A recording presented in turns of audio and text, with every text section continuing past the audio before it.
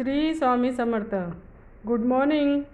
मग कालचं गुरुवार निमित्त स्वामींसाठी नैवेद्य वरण भात, मटकीची रस्सा भाजी, मस्तपैकी कट आलेली, पहा किती मस्तपैकी भाजी आहे, गरमागरम चपाती आणि त्यानंतर प्रसादासाठी गोड शिरा. कसं वाटलं तुम्हाला कालचा माझा स्वामींसाठी बनवलेला नैवेद्य? नक्की सांगा आणि चॅनलला सबस्क्राईब करा. Thank you so much. धन्यवाद.